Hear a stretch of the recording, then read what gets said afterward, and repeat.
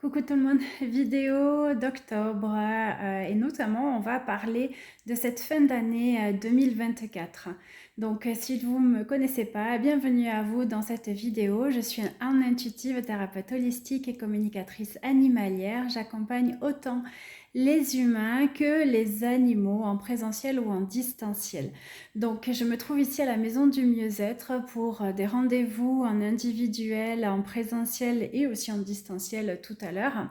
Et je voulais revenir sur des soins énergétiques que j'ai pu observer depuis cette rentrée septembre-octobre et je dirais depuis ces dernières semaines où on nous demandait, et ça je l'avais évoqué déjà dans cette météo énergétique un petit peu en avant dans l'été, qu'on nous demandait de relationner différemment avec les autres. Et là, ça prend tout son sens. Vous allez comprendre pourquoi un petit peu. Je vous raconte, je vous remets en contexte un petit peu tout ça. En fait, j'avais vu lors d'une guidance dans le collectif, je me positionne pas forcément là-dessus parce que pour moi, c'est pas forcément mon domaine et puis je cherche pas forcément à avoir ces informations-là. Néanmoins, il m'était arrivé de voir en guidance qu'il y avait cet objectif commun, on va dire vraiment en règle générale, où on nous demandait de relationner avec l'autre depuis 2020. Alors il y a eu le Covid, il y a eu après Covid, il y a eu pas mal de changements. Vous connaissez le contexte actuel, je ne vais pas revenir là-dessus. Néanmoins, j'observais cette bascule cet été où ça faisait 4 ans et demi et on nous demande un cycle de 4 ans et demi en suivant, donc de relationner différemment. Ça veut dire quoi? Ça veut dire changer notre habitude, changer notre façon d'être par rapport à l'autre, mais aussi par rapport à soi. Parce que aussi, tout dépend de nous, on est bien d'accord. Vous allez me dire, ben, on change en permanence nos envies, notre façon d'être, notre quotidien, la famille, etc. C'est vrai. Néanmoins, là, on est des fois dans des situations avec des blocages, que ça peut être familial, ça peut être aussi professionnel, où on nous demande de nous organiser, de relationner avec l'autre vraiment différemment. Ça veut dire quoi aussi? Ça veut dire que certaines relations peuvent se terminer, certaines façons de faire que nous avons l'habitude de faire peuvent changer et tout ça c'est normal. Alors ça s'en vient aussi avec cette nostalgie de septembre-octobre, ce bilan aussi de cette année parce que certains avec d'autres calendrier païen par exemple ou d'autres façons de faire en numérologie, on voit que septembre c'est un bilan et octobre également. Il est vrai que pour ma part, j'observe aussi depuis le début du mois environ un changement ou une bascule déjà vers cette année au niveau énergétique 2025. Ça veut dire quoi? Ça veut dire que les énergies sont aussi denses, néanmoins, on est obligé de actionner différemment. Des choses qu'on ne voulait pas faire, on est obligé de le faire. Ou c'est l'autre qui nous pousse à le faire. Vraiment, vous allez voir au sens large, encore une fois, ça peut être votre conjoint, votre collaborateur ou votre enfant qui vous demande de faire quelque chose que vous n'aviez pas l'habitude ou que vous n'aviez pas envie de faire ou que vous n'arriviez pas à faire jusque-là. Ça se concrétise là depuis le début de l'été et on a vraiment 4 ans et demi encore à se trouver, à se chercher. Alors bien évidemment, on le fait en permanence, comme je disais, dans notre vie et jusqu'à la fin. Mais là, en l'occurrence, c'est vraiment changé du point de vue de la société ou du rapport humain, notre façon d'être au sens large. Donc ça se traduit par quoi concrètement? Par des soins qui sont un petit peu particuliers, comme notamment des soins où on vient chercher à mettre en lumière, mais aussi à libérer, épurer vraiment des schémas, des relations, des liens que nous avons avec certains membres de la famille ou que nous avons eu avec un conjoint, un ex-conjoint. Et ça, c'est un petit peu plus fourbe, dense, désagréable, quand on ressent des énergies qui nous mettent un petit peu à mal, qui nous bousculent émotionnellement, mais on n'arrive pas à mettre le doigt dessus.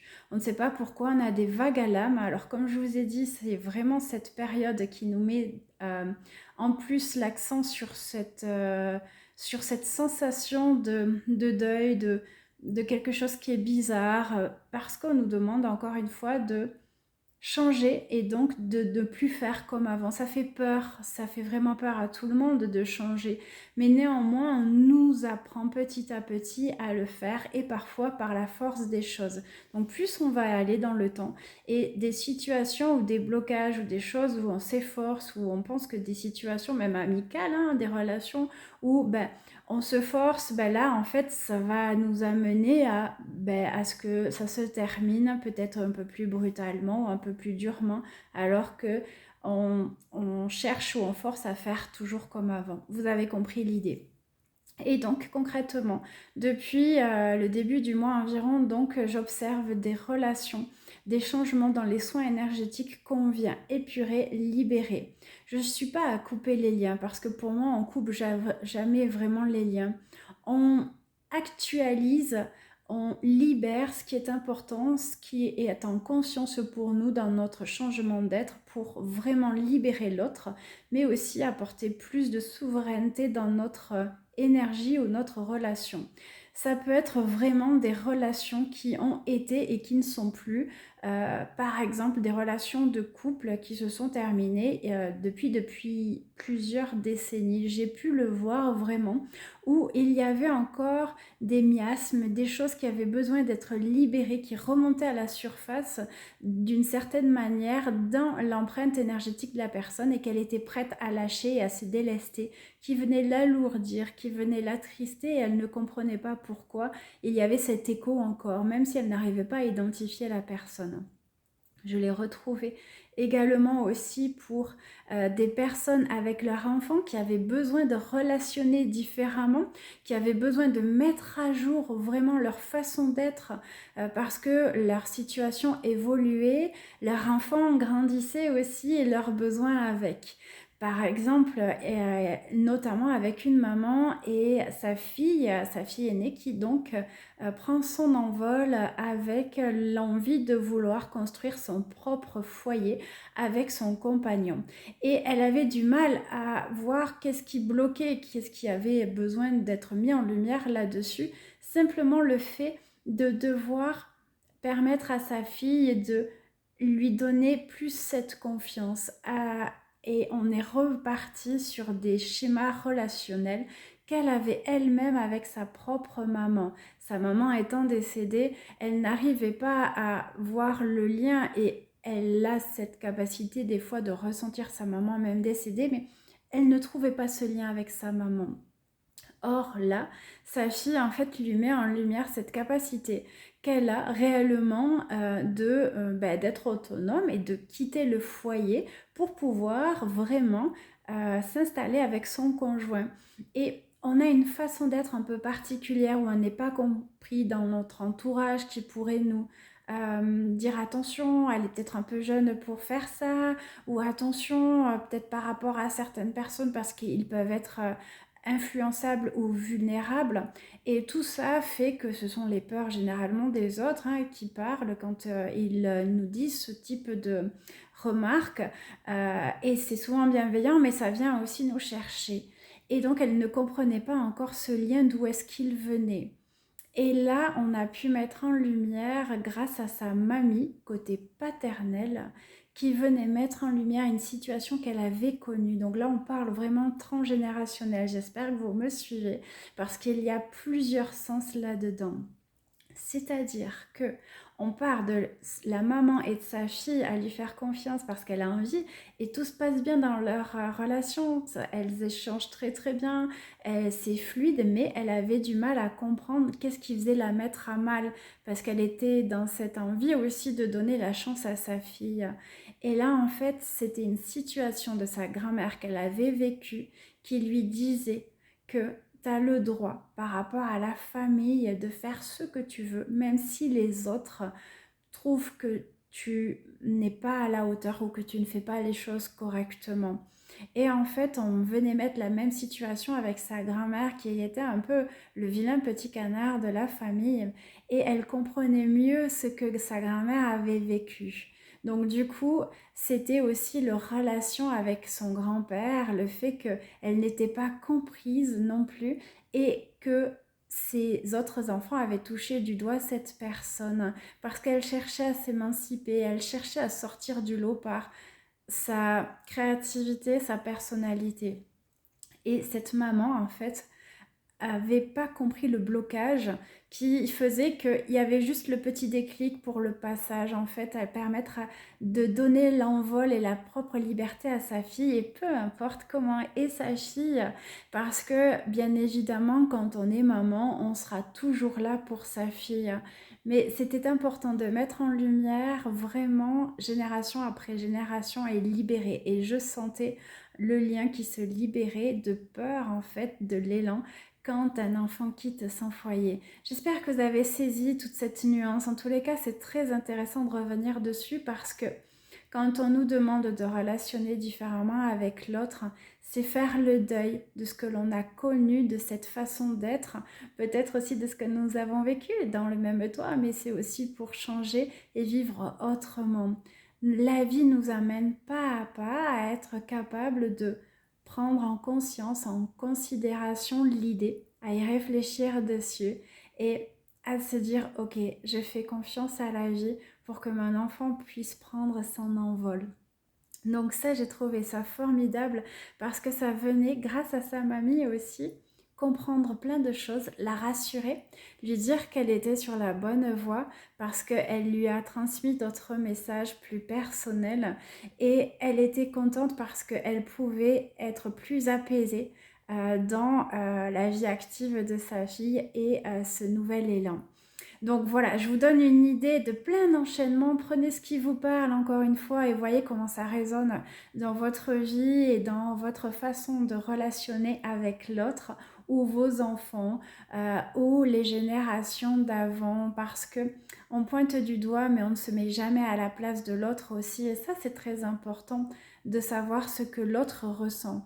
Alors c'est peut-être pas le sujet du moment, néanmoins c'est toujours des points de vue parce que chacun se trouve à cette place et joue le rôle d'eux.